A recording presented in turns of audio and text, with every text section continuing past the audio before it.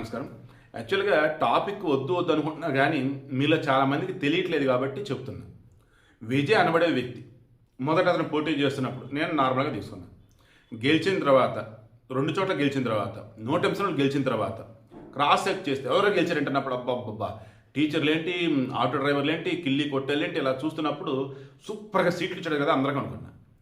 ఎప్పుడైతే కాంగ్రెస్‌తో పొత్తున వాళ్ళ అయ్య అన్నాడో, ఓకే అని ఈయన అన్నాడో, ఇక అయిపోయింది రేపు పని అనుకున్నా. ఈలోపు గవర్నర్ కలిస్తే లేదా అబ్బాయి నువ్వు 118 మంది సపోర్ట్ అన్నావు కదా వాళ్ళు తీసుకొని రాయి అప్పుడు నేను ఇస్తాను నీకు అవకాశం ప్రమాణ స్వీకారానికి అన్నాడు. రెండోసారి లిస్టు పట్టుకెళ్ళేసి నాకు సపోర్ట్ ఉన్నారు వచ్చిన ప్రమాణ స్వీకారం చేస్తాను రేపు అసెంబ్లీలో నేను నిరూపించుకుంటాను నా మెజారిటీ అని చెప్పేసి అన్నాడు. గవర్నర్ వచ్చేసి కాదయ్యా కూడదయ్యా అన్నారు. ఇక ఈ మూమెంట్లో ఈ విజయ్ ఆ విజయ్కి ఎవరు సలహా ఇస్తున్నారు ఏంటో కానీ నిజంగా కేవీపీ సలహా ఇంకా అదేంటి మీ ఊహకే వదిలేస్తున్నా. ఎంత దారుణం అంటే ఓరే భగవంతుడా రాజీనామా చేస్తా అంటాడేంటి? ఇప్పుడు గవర్నమెంట్ ఫామ్ అయిందా లేదు, ఒకవేళ అతను రాజీనామా ఎందుకు అంటున్నాడు? 108 అంటే అది 2 చోట్ల వచ్చి 107 అనుకుందాం. ఓకే ఆబ్వియస్ 108 స్థానానికి చేస్తా అంటున్నాడు అది అనుకుందాం.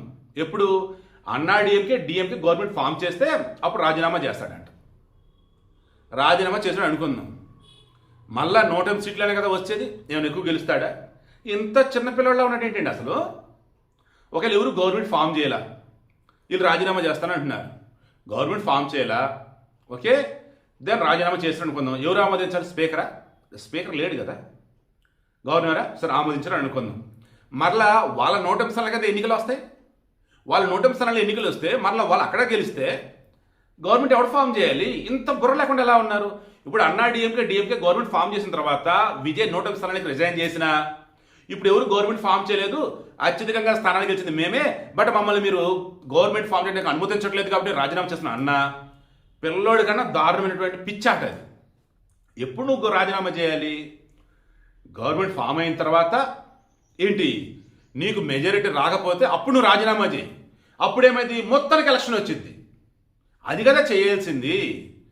ఈలోపే నువ్వు రాజీనామా చేస్తా అంటే ఏంటి అసలు అది? అసలు ఎన్నికలు ఎలా ఉంటాయో తెలుసా? నేను మరలా చెప్తున్నాను, చేజేతులారా విజయ్ని ఎవరు ఆడిస్తున్నారు.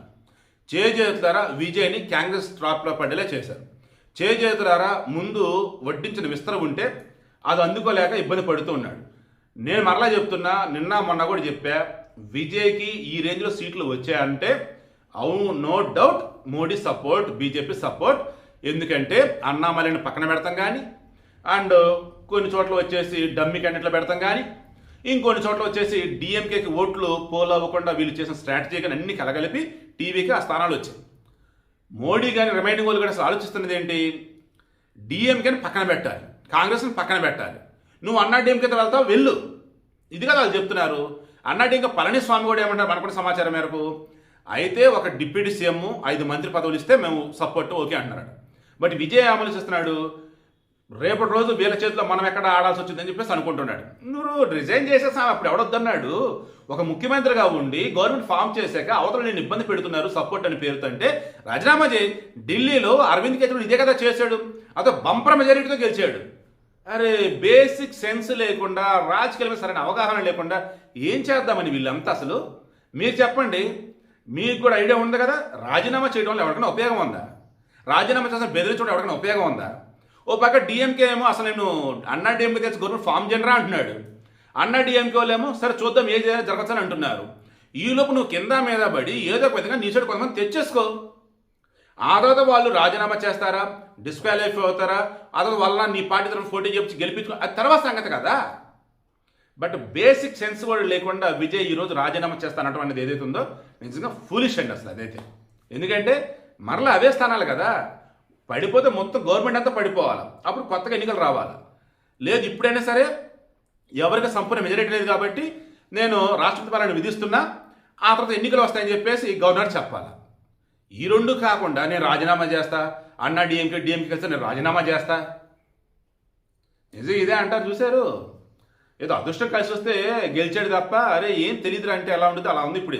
బట్ ఇప్పటికీ నాకు నమ్మకం ఉంది విజయ్ కొంచెం మెచ్యూరిటీతో ఆలోచిస్తే ఖచ్చితంగా గట్టెక్కుతాడు.